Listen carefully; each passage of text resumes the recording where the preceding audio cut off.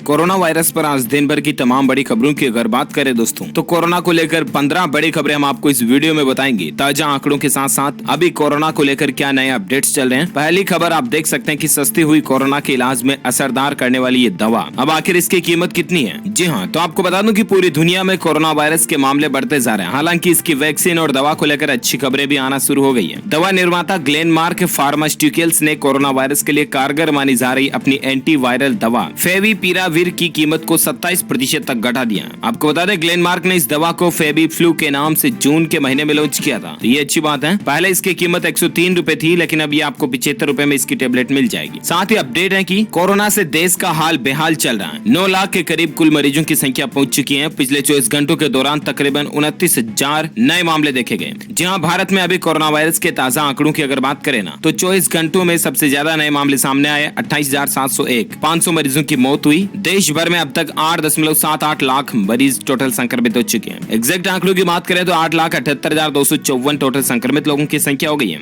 जिनमें 3 लाख से ज्यादा अभी एक्टिव केस चल रहे हैं, जबकि 5.5 लाख से ज्यादा लोग ठीक हो चुके हैं। टोटल जान जाने वाले लोगों की संख्या भारत में 23,174 तक पहुंच चुकी है। तो ये तो रहा दोस्तों आज का ताजा कोरोना का आंकड़ा, राइट। वहीं दुनिया भर में ग्लोबली अगर बात करें दोस्तों, तो अभी कोरोना वायरस की वर्ल्ड वाइड जो आंकड़ा चल रहा है ना, वो चल रहा है 1,29,00,000 से भी ज्यादा संक्रमित हो चुके हैं, जिनमें से 70 लाख से ज्यादा लोग रिकवर्ड यानी ठीक हो चुके हैं, जबकि 5,71,000 से भी ज्यादा लोग मर चुके हैं, जान जा चुके हैं कि कोरोना वायरस के चलते। वहीं दोस्तों भारत में जो 9 लाख के करीब कोरोना के आंकड़े की संख्या पहुंच चुकी है ना, उनमें से सिर्फ 3 राज्यों में ही 5 लाख से ज्यादा पॉजिटिव केस तो सिर्फ 3 राज्यों के हैं। इससे ये पता चलता है दोस्तों कि भारत में कुछ राज्यों में बहुत ज्यादा गंभीर और क्रिटिकल सिचुएशन चल रही है, राइट। और ऐसे में चाहे आप किसी भी राज्य में रहते हो दोस्तों, कुल मिलाकर के मास्क का इस्तेमाल करें, सोशल डिस्टेंसिंग बनाए रखें, वगैरह वगैरह, इन बातों का जरूर ध्यान रखें। चलिए साथ ही अगली खबर है, एक सर्वे और रिपोर्ट में इस बात का खुलासा हुआ दोस्तों कि कोरोना वायरस महामारी के कारण 77% कंपनियों का रेवेन्यू गिर चुका है। एमएसएमई को सबसे बड़ा झटका लगा है। जहां कोविड-19 महामारी के मौजूदा संकट के कारण लगभग 77% कंपनियों के रेवेन्यू में गिरावट दर्ज की गई है। ये जानकारी हाल ही के एक वैश्विक सर्वेक्षण में सामने आई है। 720 transform of Dubai prophecy, FJLLC, middle east और भारत स्थित एनसाइट्स 3D की ओर से संयुक्त रूप से किए गए एक सर्वे के अनुसार भारत और मध्य पूर्व में स्थित लगभग 7% कंपनियों के रेवेन्यू में बढ़ोतरी हुई है, जबकि 16% कंपनियां इससे अप्रभावित हैं। ये एक सर्वे कराया गया। कुल मिलाकर के इंडस्ट्री को तो इफेक्ट किया ही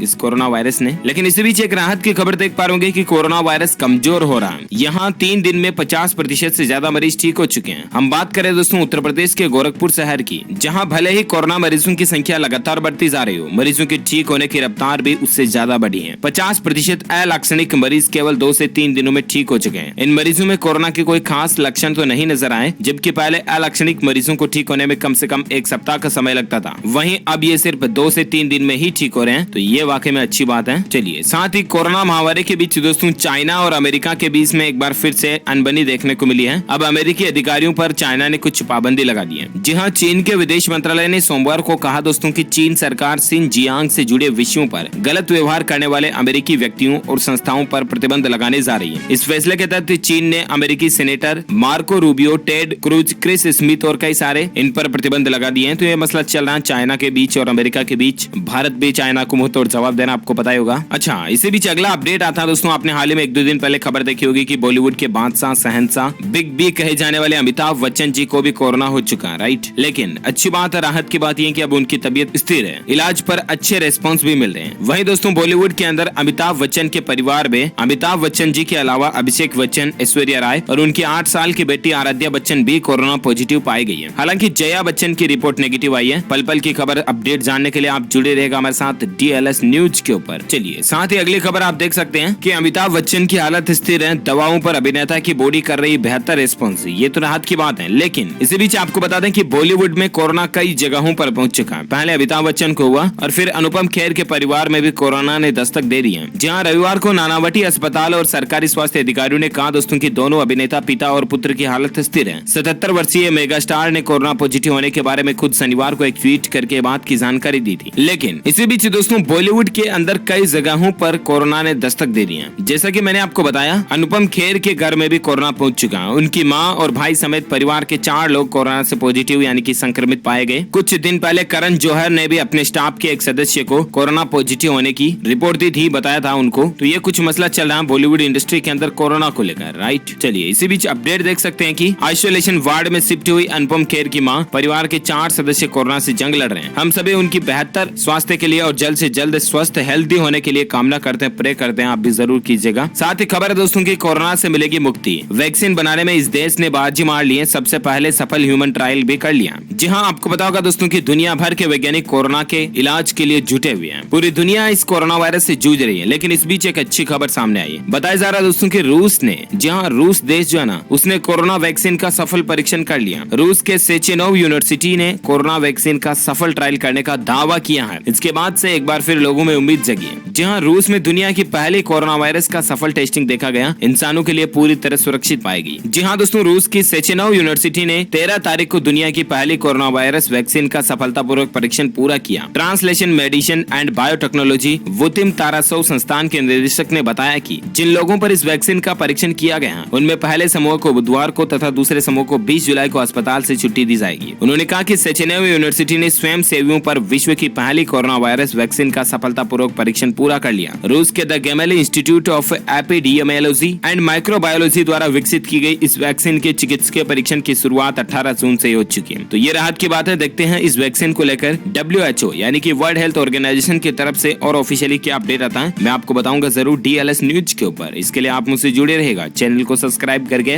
बेल आइकॉन जरूर दबाए रखिएगा, राइट। चलिए बात करें अगली खबर में, देख पा रहे कि लाइव अपडेट है कोरोना वायरस के दौरान हज के अंदर अगर आप बिना परमिट के मक्का गए तो सऊदी भारी जुर्माना लगाएगा आप पर। जी हाँ, हज के दौरान बिना परमिट के मक्का जाने पर सऊदी अरब जो है वो भारी जुर्माना लगाएगा। इस तरह का सऊदी अरब के गृह मंत्रालय ने फैसला निकाला है। मुस्लिम भाई लोग जाने से पहले जान ले ये नियम, कुछ जरूरी बातें। चलिए इसी बीच अपडेट है कि ब्रेन, हार्ट और किडनी पर भी हमला कर रहा कोरोना वायरस। एम्स के डायरेक्टर ने ये बात बताई है। जी हाँ, हाल ही में आपको पता होगा खबरें आई थी कि दोस्तों दिमाग पर भी कोरोना असर डाल रहा, राइट। लेकिन अब देखिए ये क्या बात सामने आई कि दिमाग के अलावा यानी कि ब्रेन, मस्तिष्क, हार्ट और किडनी पर भी कोरोना हमला कर रहा है। और ये कोई साधारण आदमी ने बात नहीं कही, बल्कि खुद एम्स के डायरेक्टर डॉक्टर रणदीप गुलेरिया, जो कि एक बहुत ही अनुभवी पर्सनैलिटी है हेल्थ मेडिकल चिकित्सा लाइन में, उन्होंने खुद ये बड़ा बयान दिया दोस्तों और कहा कि कोरोना न सिर्फ फेफड़ों को नुकसान पहुंचा रहा, बल्कि आपकी हमारी किडनी, हार्ट और ब्रेन पर भी अटैक कर रहा है। अब तक माना जाता रहा दोस्तों कि ये संक्रमण मुख्य तौर पर फेफड़ों पर ही नुकसान पहुंचाता है, लेकिन अब ये सिस्टमेटिक डिजीज बन गया। मेडिकल साइंस के अनुसार ऐसी बीमारी जो शरीर के विभिन्न अंगों पर एक साथ हमला करती है, वह सिस्टमेटिक डिजीज कहलाती है। कुल मिलाकर के डॉक्टर गुलेरिया के अनुसार ये वायरस अब बहुत खतरनाक हो गया। पूर्व में हमें लग रहा था कि ये सिर्फ एक निमोनिया की तरह है, लेकिन बाद में मरीजों के खून जमने के मामले भी सामने आए। ब्लड को भी इफेक्ट कर रहा है, हार्ट, फेफड़े, किडनी, ब्रेन, ब्लड, सब चीजों को ये इफेक्ट कर रहा है। तो ये कोरोना के सिम्टम्स जो आए दिन बदलते नजर आ रहे हैं हमें, इसीलिए भला इसी में है कि आप पहले से ही सावधानी बरतें ताकि इसके संक्रमण के चपेट में ही ना आए, है ना। इसके लिए मास्क लगाएं, प्लीज सोशल डिस्टेंसिंग बराबर बनाए रखें, भीड़ वाले इलाकों में ना जाएं, राइट। चलिए अगला अपडेट आता दोस्तों, महाराष्ट्र राज्य के अंदर आज 6497 नए मामले देखे गए, जबकि 193 लोगों की मौत हुई। महाराष्ट्र राज्य के अंदर सबसे ज्यादा गंभीर मामले जो चल रहे हैं उन राज्यों में से एक है ये। चलिए इसी बीच जैसा कि मैंने आपको 1-2 दिन पहले अपडेट बताया था दोस्तों की कोरोना कवच पॉलिसी करके इरडा ने 29 कंपनियों को कोरोना की बीमा करने की मंजूरी दे दी है, ठीक है ना। मतलब कि जिस तरह से दूसरी बीमारियों का इलाज और बीमा होता है ना, इंश्योरेंस, ठीक उसी तरह से इरडा ने ऑफिशियली तरीके से कोरोना कवच पॉलिसी के नाम से 5 लाख तक का इलाज इसमें कवर होगा और इस पॉलिसी को मंजूरी दे दी है। जहां इरडा के निर्देशानुसार दोस्तों शॉर्ट टर्म में पॉलिसी 3.5 महीने, फिर 6.5 महीने और 9.5 महीने तक के लिए हो सकती है। इसमें बीमा राशि 5,000 रूपए से लेकर 5 लाख रूपए तक है। 29 बीमा कंपनियों को इसकी मंजूरी दी गई है। जहां आपको बता दूं कोरोना कवच बीमा पॉलिसी पेश करते हुए बजाज अलियांस जनरल इंश्योरेंस ने कहा दोस्तों की इसमें मूल कवर का प्रीमियम 447 से लेकर 5,500 रूपए समथिंग होगा। GST इसमें शामिल नहीं होगा। ये राशि व्यक्ति की उम्र, बीमित राशि और पॉलिसी की अवधि के हिसाब से अलग अलग हो सकती है। तो ये आप भी चाहे तो पॉलिसी वगैरह ले सकते हैं। अच्छा, इसे बीच एक अपडेट ये भी है दोस्तों, आप देख पा रहे कि झारखंड राज्य के अंदर 48 घंटे के बाद फिर से टोटल लॉकडाउन लगने की संभावना भी है। हालांकि ये बात वित्त मंत्री रामेश्वर उरांव ने कही है, लेकिन लग सकता है, पॉसिबिलिटीज पूरी है, ठीक है ना। सरकार एक बार फिर से लॉकडाउन की घोषणा कर सकती है। हालांकि लगेगा ही, ये कोई गारंटी या कंपलसरी नहीं है, लेकिन स्थितियां भयानक बन रही, इसके चलते झारखंड राज्य में वापस 48 घंटों के दौरान फिर से एक बार टोटल लॉकडाउन की सरकार घोषणा कर सकती है, ठीक है ना।